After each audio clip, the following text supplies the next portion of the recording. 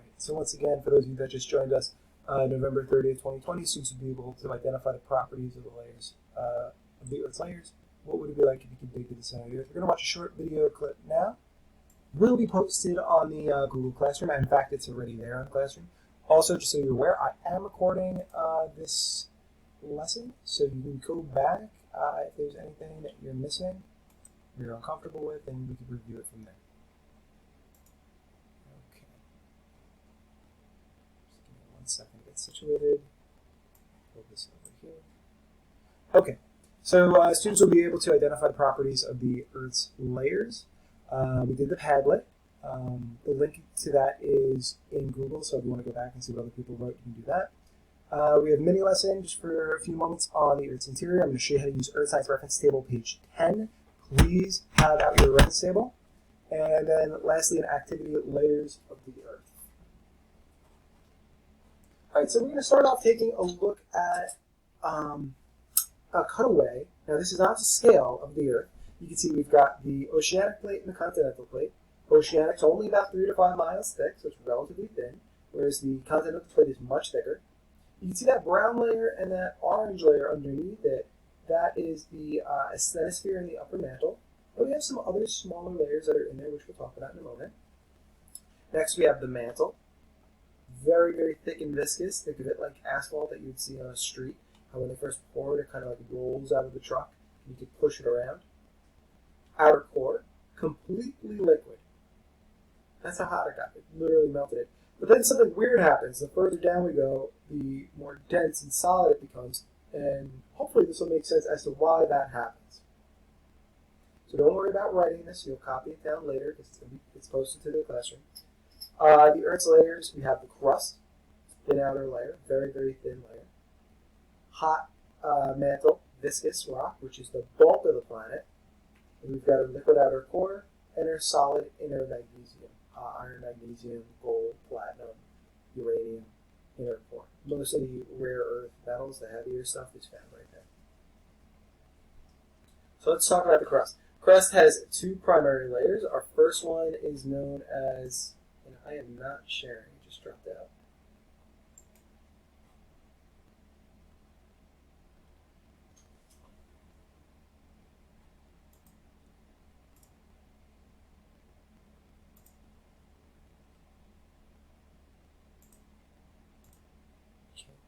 You guys should be able to see that now. Okay, the crust. 2 layers, continental, thicker, less dense granite.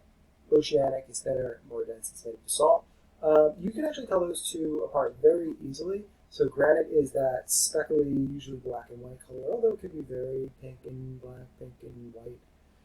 And then we have basalt, which is much more dense and it's usually black and smooth. Don't really see that on the surface of Earth because, well, it's for the oceanic crust. So since we don't hang out by the ocean, we don't see it. Next, we have a boundary called the MOHO. MOHO is the area that separates the crust and the mantle, part of the upper asthenosphere. So pretty liquidy, and it allows those plates to slide apart. Now, if we take a cross-section of just the upper mantle here, you can see the continental crust is the thickest and the lowest density at only 2.7. Then we have the oceanic crust, which is the thinnest, and it has a density of about 3. Then we've got the asthenosphere, we have the transition zone, and the upper mantle. And the further down you go, you can see that the density is increasing. Eventually, we're going to make it down to the outer core, where it's liquid, and it's primarily made of iron and nickel.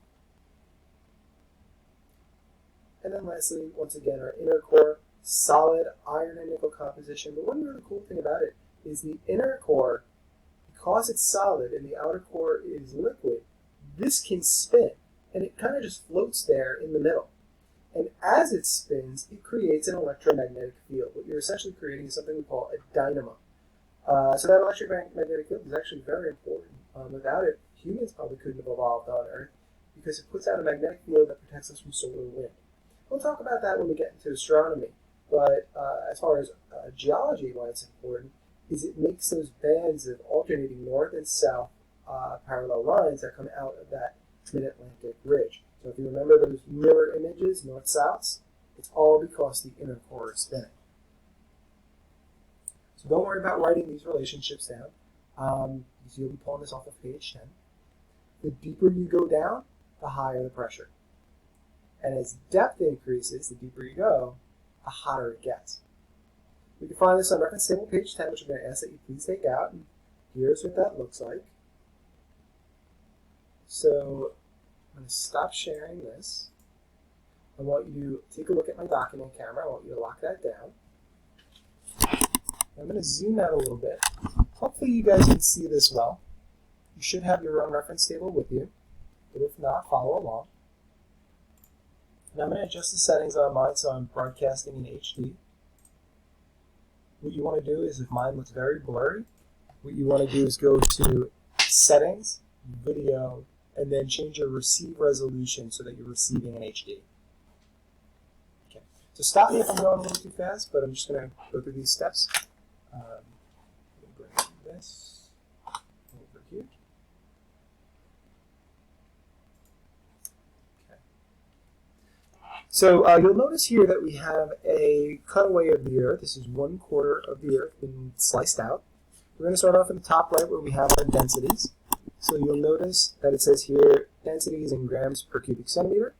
We've got our granitic continental crust and our 3.0 basaltic oceanic crust.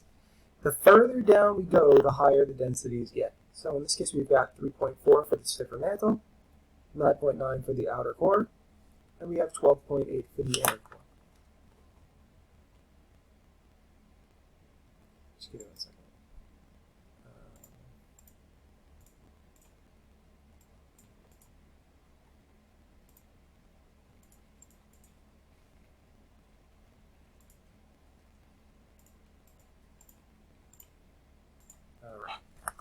So as we follow that down, you can see that we have an increasing density. You'll also notice it tells you what it's made up of. Like, for example, the inner core is made of iron and nickel. Now, if we go further down, you'll notice that we have two other charts below this. We have one chart called the pressure chart, and one chart called the temperature chart. And below all of that, we have depth. So let's do a couple examples. Like, for example, 3,000 kilometers. If you're 3,000 kilometers down into the Earth, what would the temperature be? Well, you go up from the 3,000 until you hit the interior temperature line. That would bring you straight across to 5,000 degrees. Well, what about for 4,000? Well, 4,000 you go up, you stop at the interior temperature line, and you move across, maybe something like 5,700 degrees. Now, something funny happens right here in this outer core. You'll notice that the melting point is lower than the interior temperature, meaning that if you're at 4,000 kilometers down, your melting point is less than the temp, meaning that everything from here to here is going to be liquid. And that should make sense because we already said that the outer core should be liquid. Now you'll notice down here in the inner core, right, since it's here inner core, if we follow this down, you'll notice that between 5,000 and 6,500, let's say, in the inner core, you'll notice that the temperature is less than the melting point, meaning that this area is solid. Now, why is that? Well, pressure increases, and the higher the pressure gets, the less likely things are to melt. So let's take a look all the way up here at this section where it says pressure. So this is pressure in millions of atmospheres. If you're at 6,000 and you go up, you can see that the pressure is about 3.5 million atmospheres. If you were at, let's say, 4,000 and you went up to the pressure, you would be at about 2.2 million atmospheres. Now that's really how you use this chart. So quite simple, not all that bad. I do want to present a tab with today's assignment with you. So this assignment is due tonight by midnight. It says,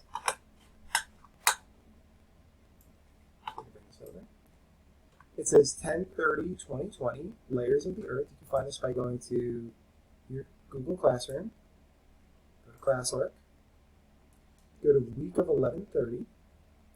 And you'll notice you also have the materials from today, the video we watched, your reference table, the Padlet, the notes. You have all that there. But then below it, you have something called 11/30/2020, Exploring the Earth's Interior. It is due tonight by midnight. Very simple activity. So you're going to read through this passage. It won't take you very long. You'll answer the questions directly on here. Circle these first two. And then the rest of them are kind of extended response. So this is all very simple, and you can get that directly from the reading, but I do want to show you how to use this last chart.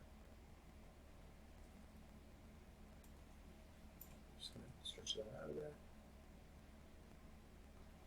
Can't minimize those camera. Okay. So let's see. It says here for the first one for composition. Well, let's do the inner core first.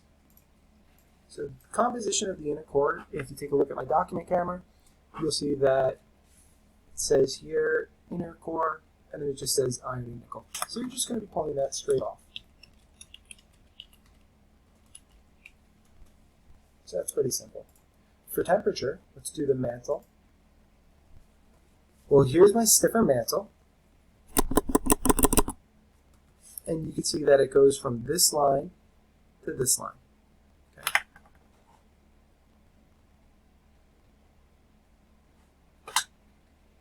Sorry, just give me 1 second.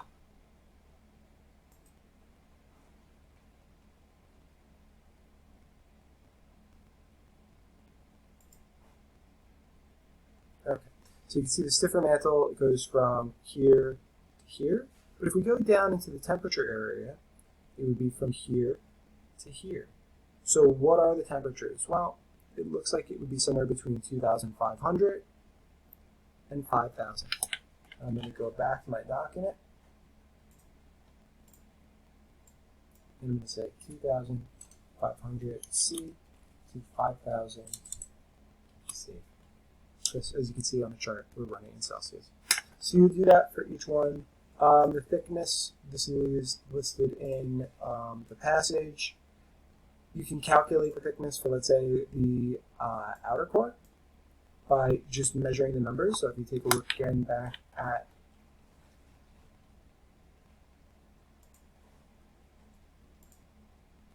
our document camera. So for the outer core, we're from here to here. And what you need to do is measure the depth. Well, that's 3,000, that's 5,000, so that would be approximately a 2,000 distance. So the thickness for that one would be about 2,000 kilometers. And then lastly, summary, other information, you can find that in the passage. I'll give you an example for the crust. The lithosphere is separated into 2 layers, the continental crust and the oceanic crust. Just going to make this fit a little nicer, correct my spelling, and I might shrink it a little bit. You get the idea, right? So I'll leave it like that for now. So that's how you're going to be doing those. Very simple activity for today. Again, it is due by midnight, so please do your best to get that one done. But other than that, I will be hanging out here for the next 20 minutes or so. If you have any questions on what we're working on, stop by, and that is it.